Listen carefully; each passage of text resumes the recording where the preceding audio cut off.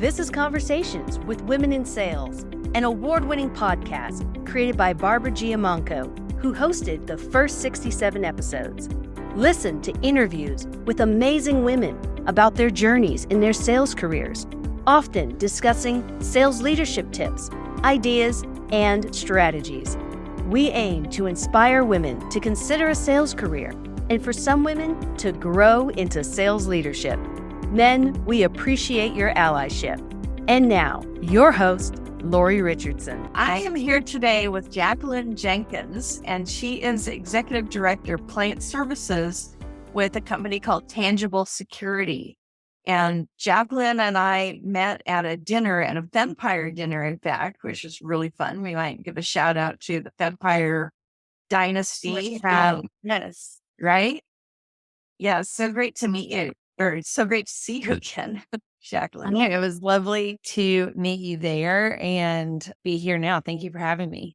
Yeah, that was such a wonderful event. And all the women on the channel, it ceases to amaze me. Sometimes I forget because I came up in the channel and I've been in all sorts of different industries, working with all different types of companies. But the channel is strong, right? You've been doing this for a while. So tell us a little bit how you got into sales and why you like what you do so much.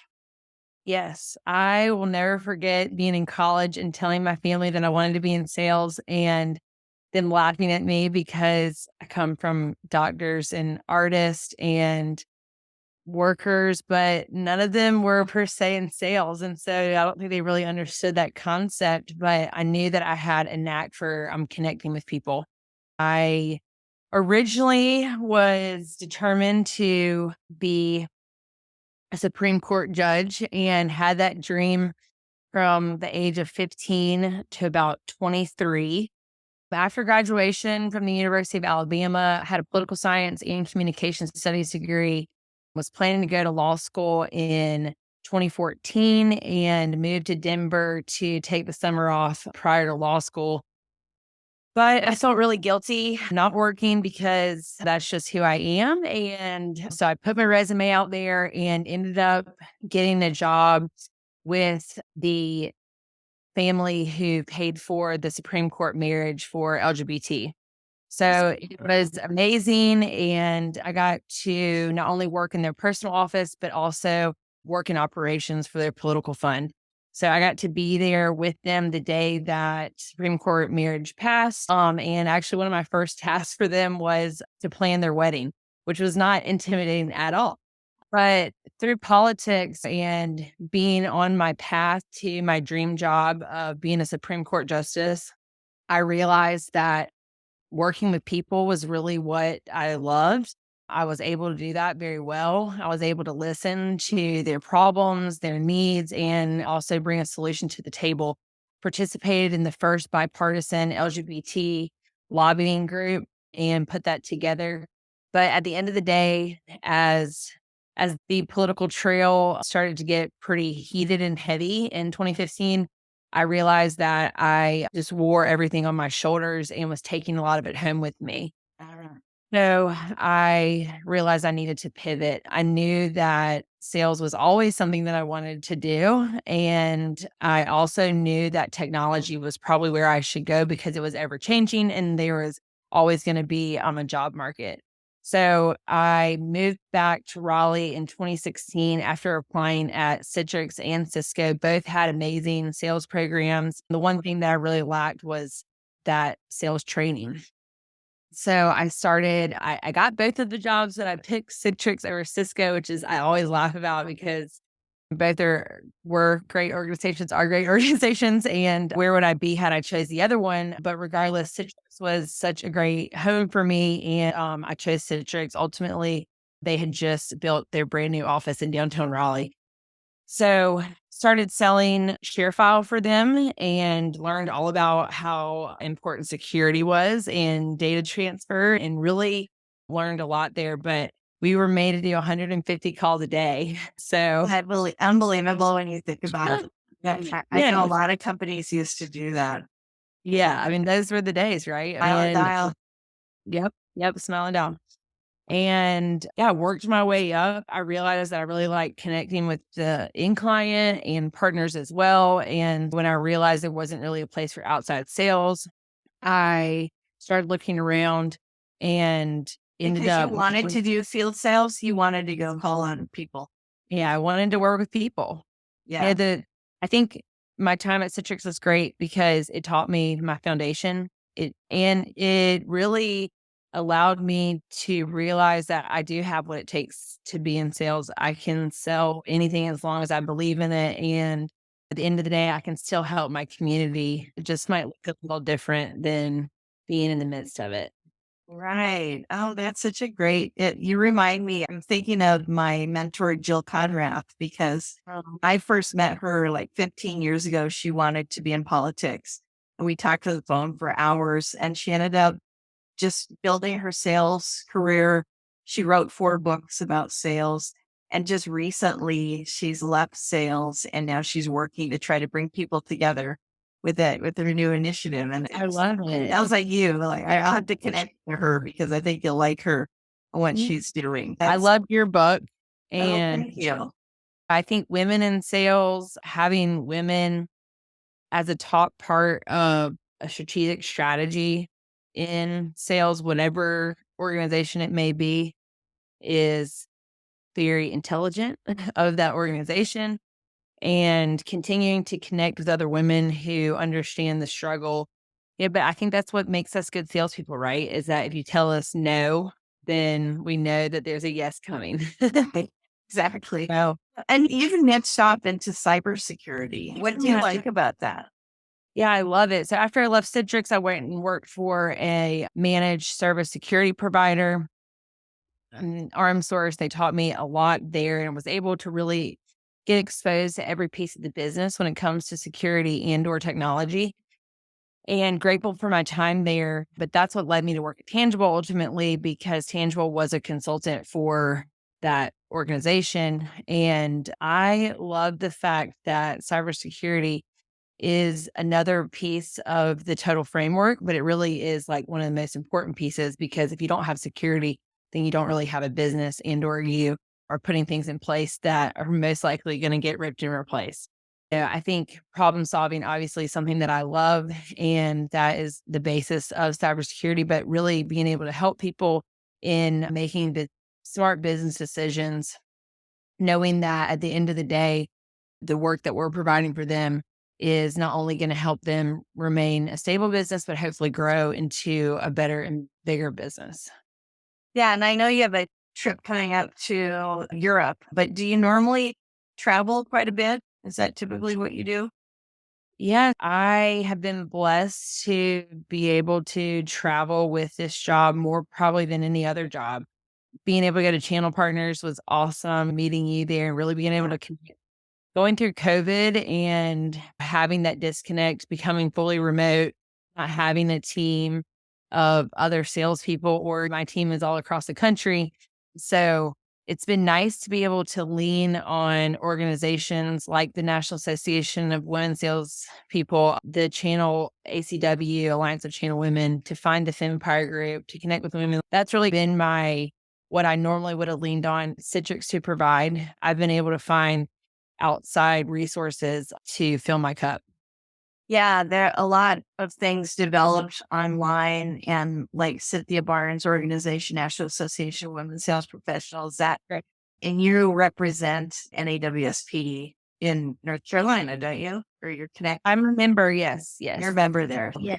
That's so great. And yeah, a lot of things really developed online in communities, which I'm really excited about. And we at Women Sales Pros, we just champion all the groups, all the organizations, and we talk up the events so that people can find their people. You want to go where you're most comfortable. So yeah, so we'll continue to do that. So why do you think you're around mostly a male world, right? I mean, it's cybersecurity has not changed a lot over the years. Well, how are we going to get more women in and women in leadership? Yeah. I have chills. I've heard that there's only 20% in women in cybersecurity, but I was talking to my good friend Jennifer yesterday and we were laughing because we're like, where did that statistic come from?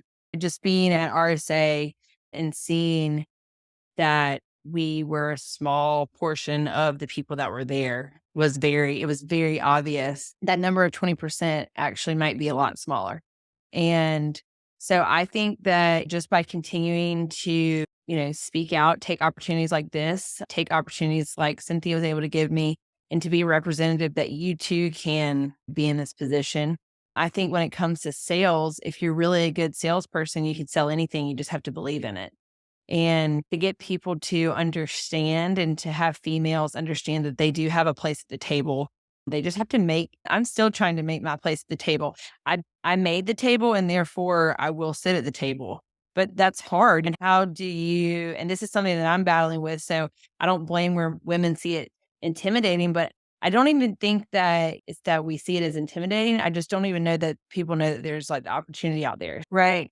One day I hope to own my own female-led, DEI full consultancy group because there really isn't that out there right now. Thank God there is the partner chat in there like you. But when it comes to cybersecurity specifically, there are some major players but there aren't enough. And I think that the pie is only getting bigger and we have to continue to fight to own the whole entire table. Yeah, absolutely. Yeah. Shout out to Partner Chat because the women are really blazing a trail for building a very female oriented team, but they're very successful and they're growing and they're really a good example for the rest of us, I think. I hope to keep following you so that I can see that happen. Yeah. I'd love to see that develop. Yeah. And to be fair, Dark Trace is an awesome company. There are women led by Nicole Egan, Rachel Toback. She is an ethical hacker herself.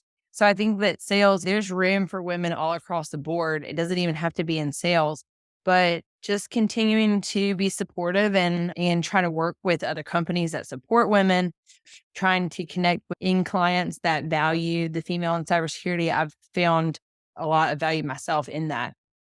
Yeah, that's great. You mentioned reading my book and I appreciate that because I know they gave them out at the vampire dinner. Any other book that you would recommend that you like or podcasts that you listen to? Or how do you get your professional development? I have to say that I'm really into like murder mysteries. So when I'm listening to podcasts, I really want to get to the place where I'll utilize my podcast but I'm a huge music fan. So typically like when I'm working, I'm listening to music. And then when I am driving and not listening to music, I'm listening to murder mystery. But LinkedIn has been super impactful to just follow the lead of other women like yourself and go down the rabbit hole of whatever's out there. At RSA, for example, I attended every single women in cybersecurity event that I could. In Europe, when I go to InfoSec in a couple of weeks, CrowdStrike is actually hosting a half a day event for women in cybersecurity. And what I found there is that there's other men there. There's a lot of women there, but we still need more and we still need more diversity and it's going to continuously be something that we need to work on, but just trying to connect with as many allies as possible, I think is like the best advice that I could give and I wish that I had some more advice. I'll have to come back with a part 2 of podcasts and books that I read in the past 6 months. That's great. All for me. Yeah, and we're posting more books that women have written about sales because what's funny is that men seem to think that if a woman writes a book that is for women, but if men write books, that they're for everyone to see. So at least that's been my experience. And even the She Sells book that I wrote is really for managers to understand and for leaders to understand how to find and hire and retain women in sales roles. But they see the title She Sells. And so I've had company leaders, CEOs say, I'm going to give this to all the women on my team. And I said, okay, but read the subtitle because it's not just for them. But we read it as women and we go, yeah, because we know that all the stories are true. That's Yeah. where I like to see like the change is in business in general. We're expected to fit in. And it's not, I think that men have a duty at this point in time in their jobs to not only be reading She Sells or be reading about not female anatomy, but maybe so. I don't know. Anything, whatever it may be, because there is a huge gap. So how do they plan to bridge the gap? And why would a woman want to leave her career where she is to come over to a male dominated career if they don't see that the people that are there are willing to be allies? So, I mean, I think it's something to really take into consideration when men are looking to see how they can attract more women is be prepared to know how they think or what they're wanting. And at the end, they don't see them as intimidating. I think I find that more frustrating than anything at all is that I come in as myself and then my male counterparts are intimidated, but I'm seen as being intimidated instead of Because you're confident and you're sure of yourself and you're articulate and you're clear and I'm bossy. Yeah. And you're bossy. No, but I mean, I don't think that I should be called bossy just because Right. of the thing. That came from our childhoods and that male model of what women should or shouldn't be. We used to be quiet. We used to be quieter and then we started speaking up and it got labeled in a lot of different ways. Yeah. No, and at the end of the day, like I want to just be seen as an equal. Yeah. I don't really, I had to tell my boss this recently. I don't need you to rally around me. I just need to know that I'm going to be treated as an equal. And that's what it's about at the end of the day. That's great. I love how you said that. That's wonderful. Well, we will keep watching you as your career grows. Jaquelin Jenkins, she's executive director for client services at Tangible Security and a lifelong seller. And we appreciate you being here. And we'll keep our eyes out. Yeah. Thank you so much, Leah. I really appreciate it. I can't wait to continue to watch you. Thanks for listening to this episode of Conversations with Women in Sales. You can find all of our episodes at womensalespros.com/podcast. Help us spread the word and let's change the face of B2B sales.